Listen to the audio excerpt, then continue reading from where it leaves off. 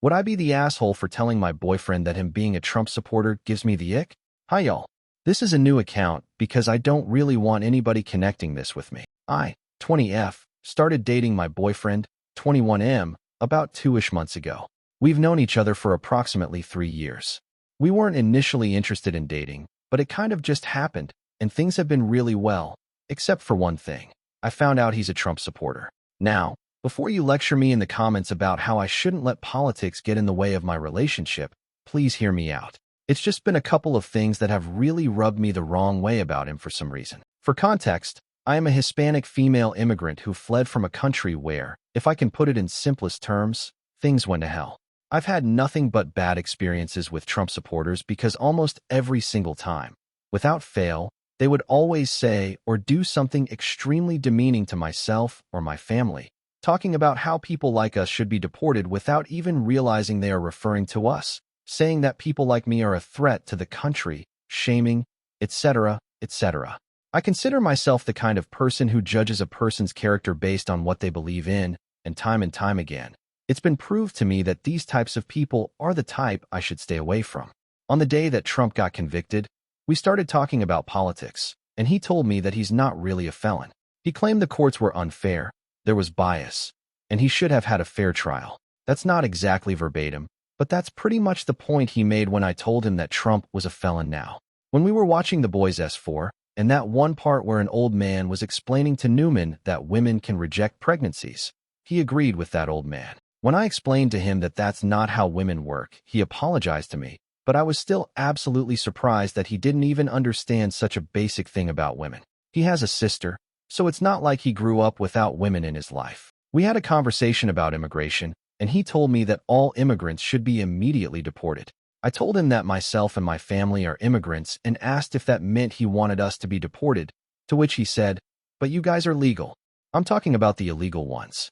I told him that this type of rhetoric makes me feel unsafe, and the conversation kind of just ended there. When we were having a conversation about the Trump-Epstein relationship, he told me that it was all a conspiracy and that Trump isn't the type of person to do that. I brought up a bunch of examples of Trump being a predator, the grab him by the PSSY stuff, heckling a 10-year-old, the creepy comments about his daughter, the flight logs, making the point that while being guilty by association isn't a thing, the other instances of him being a predator make this seem a lot more plausible.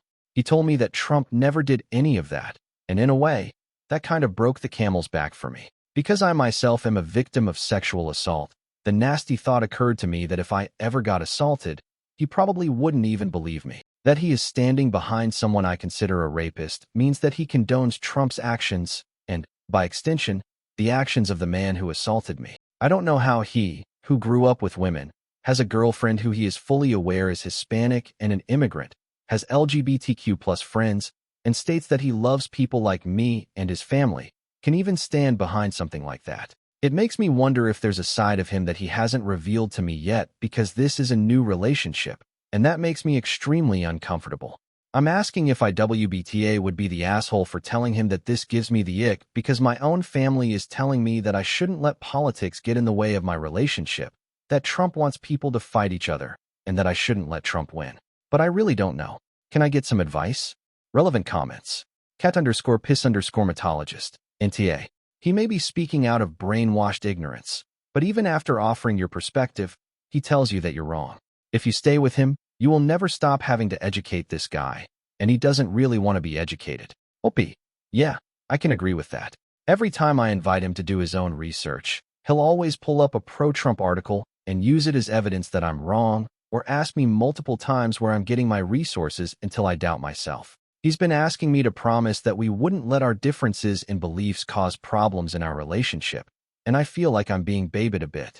It's been really stressing me out because, aside from that, he's really nice to me, and a lot of my family is excited about meeting him and his family. Breaking up with him after I just announced I was dating him would cause even more problems for me. But the more I think about it, the more I realize that it will probably be for the better.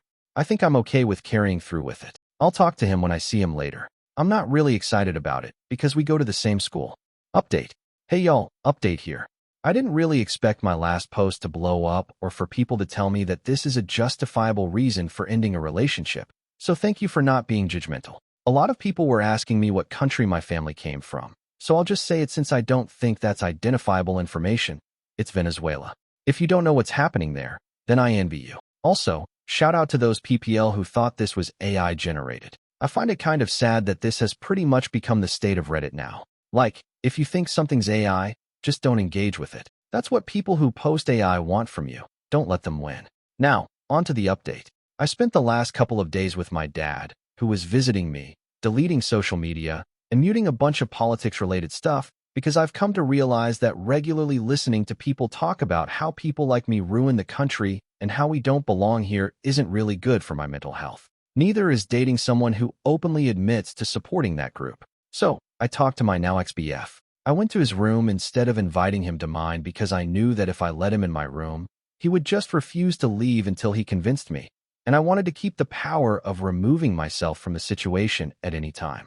We live in a college dorm. Firstly, I should say that I admitted to him on the day that I made my first post that him supporting a known rapist is hurtful to me, because him tolerating that behavior makes me question if he's tolerant of the POS who assaulted me, and thus I see him in a different light. He sent a very long text message just telling me that it hurt his feelings and that he does care about me being essayed. I didn't really understand, though, because he votes for a PSSY grabber. It boiled down to, I feel terrible that you see me as the type of person who'd be okay with rape because I'm not okay with it. I acknowledged that I might have been an asshole to say that, so I started that conversation by apologizing to him, and then following with me just telling him that I want to end the relationship and suggesting going back to being friends.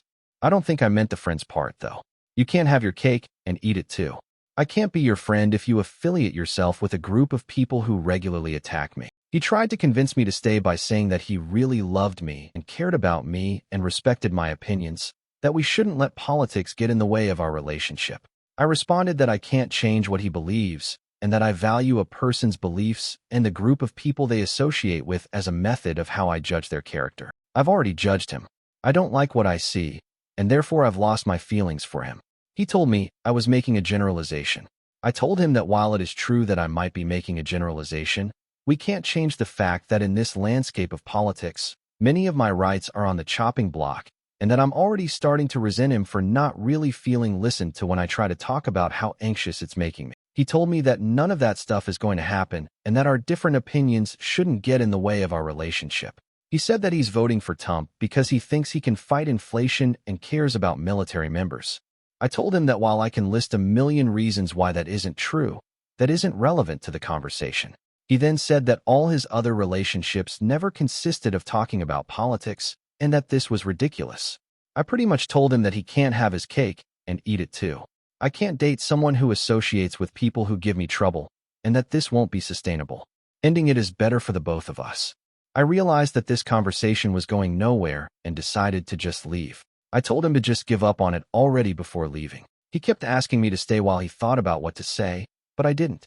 I'm just done. I don't really feel sad. I feel so relieved. I'm going to leave social media for a while and just focus on myself. I'm going to therapy too. I'll stick around to read your comments. IDK how much longer I'll be able to respond, though. If I go radio silent, then just take that as a sign that I'm no longer on this app. Have a nice day. Relevant comments.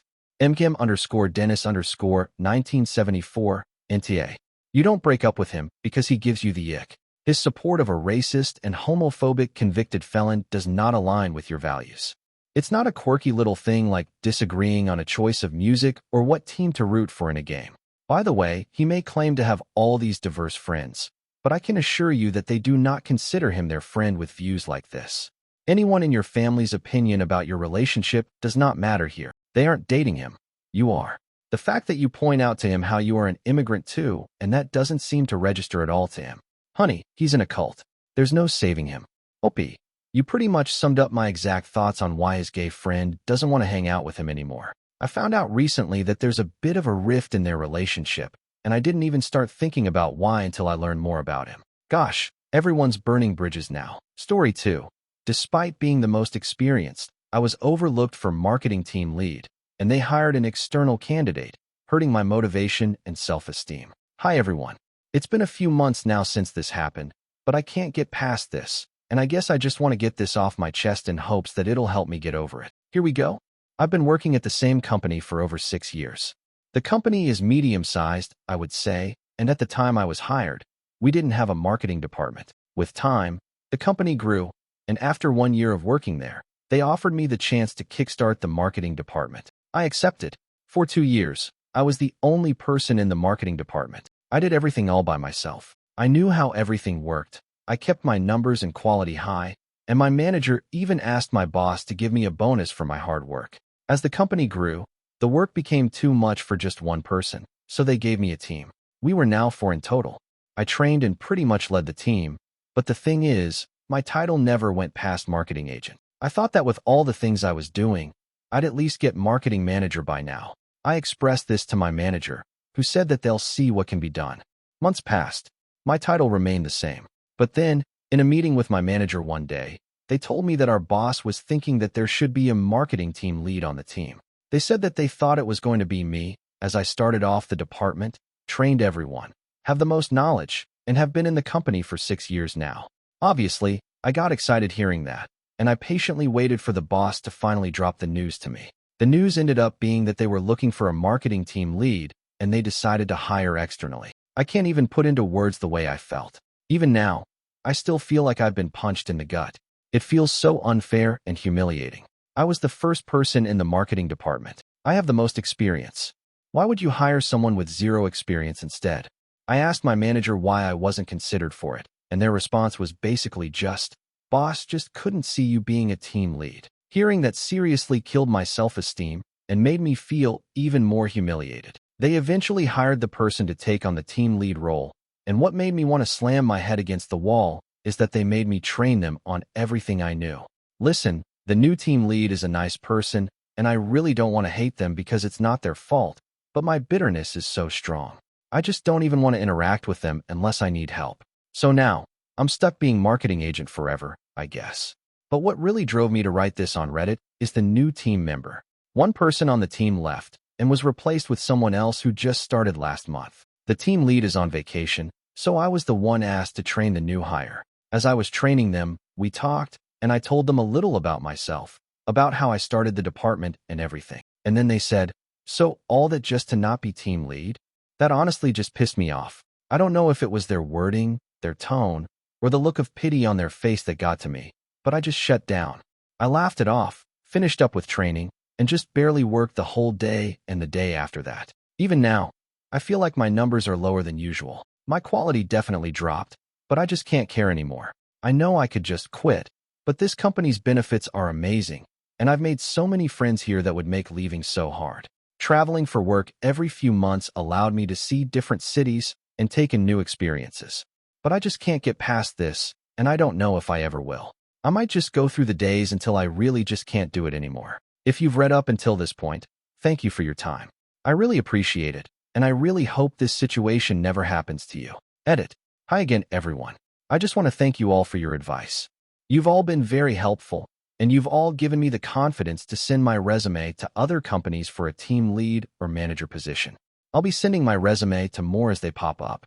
The market is terrible right now, but I am pretty confident now. I just have to act like normal in this current position until I hear from one of them. Wish me luck. For those wondering how I trained the new team lead, I did not teach them everything I knew. Hell no.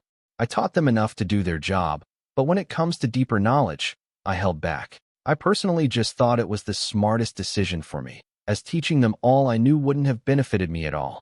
It's up to my company to teach them everything else, not keep relying on me. When I was asked to train the new hire, I did mention that I shouldn't train them if we have a team lead, but the boss hit back, saying that I would be responsible if the team fell behind if we waited until the team lead got back from vacation.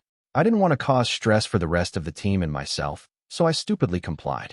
I did consider threatening to leave if I didn't get the team lead role, but I held back because I was afraid of the response. LOL. I was afraid they would have just let me go, and I'd be left unemployed without a backup job, especially considering the job market right now. But I guess my pride also played a part in it. I really wanted to be given the team lead role because they believed in me, wanted to give it to me, not because I threatened them. I also do quite like my job, so I thought I could suck it up, but it's really not worth the mental suffering. Huge thanks again for reading my ramblings. Have a great one, guys. Update. So, I got a job as marketing team lead. I just finished week 3. The market is rough right now, but I'm glad I didn't give up and just kept applying. My new job's a little challenging, but my mental health is in a better place now, knowing I could finally fully let go of that grudge. If you're in a similar situation, don't lose hope. When I gave in my notice, I would pay just to see the look on my boss's face again. When I told them I was leaving for a marketing team lead job, they tried to match the salary, but I declined. They asked what they could do to keep me, but I kept it polite and just said that it was time for me to experience more in a different role. Now, I could tell they were really pissed, but I couldn't care less, lol. And then apparently, they talked smack about me to the manager, saying that I was betraying them and all that BS. It's so embarrassing, LMAO. Of course, before I left, I asked my manager what I needed to improve on to be a better team lead so I can do even better in my new role. I was told things like be a little more strict, have more confidence, and other things I made sure to write down to work on.